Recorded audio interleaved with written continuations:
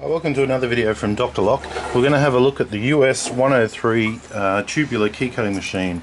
This is a tubular key right here. So what happened the other day was I loaded it in and I didn't tighten the key up tight enough, and what happened was the key bounced out. So you put the key in like that and then you turn it and then the key is loaded. But what actually happened was I just tightened it like that without using the pole and tightening it even further. And what happens was the cutter went to cut the key. And the key actually came loose a little bit, and the cutter dug in and flicked the key in a funny position, of course.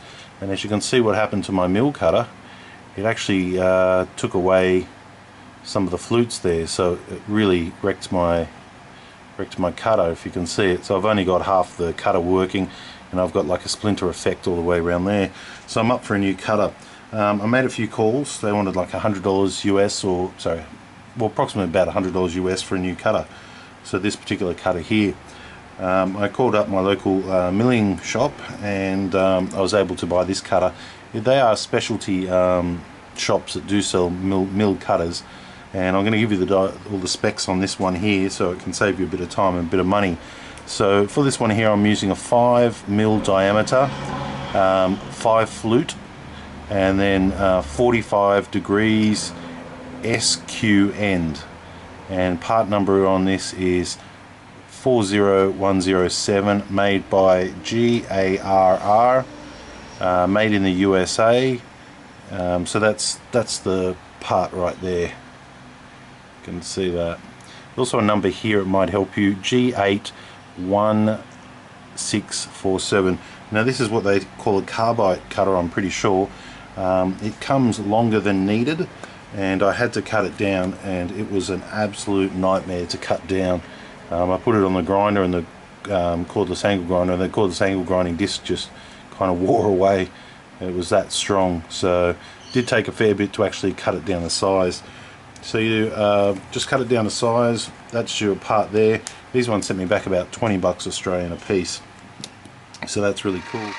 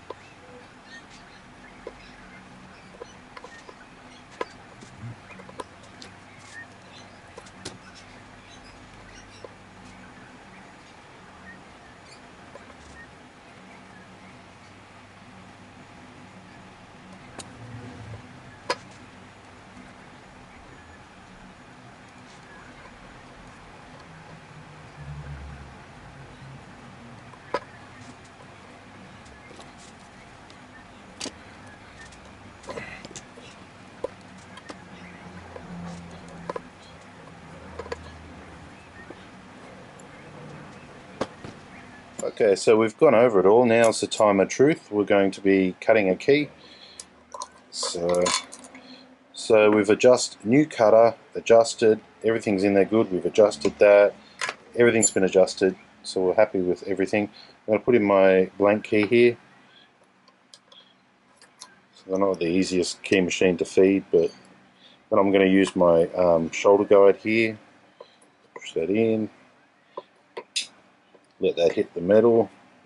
I'm going to do it up super tight this time. Then I'm going to get a brand new lock.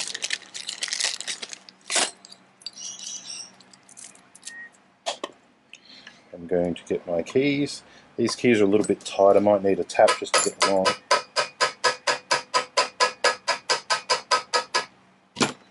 Okay, so that's on to the correct spot there.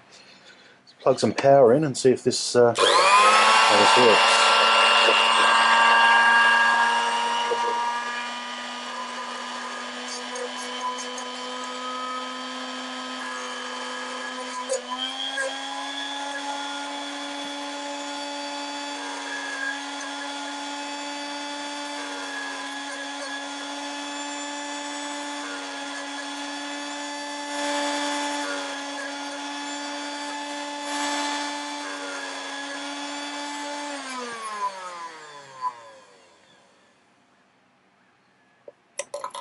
Okay, out with the key.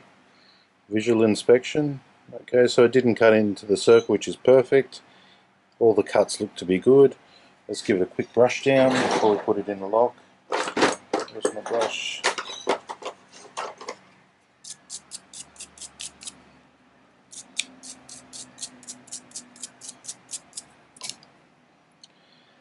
Okay, I'm happy with that.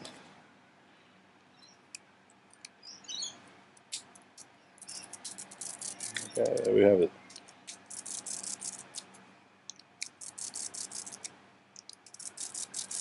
Yep, so it's a good working key.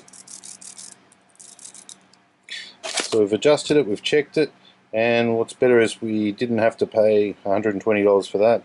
We've managed to use just this replacement cutter here.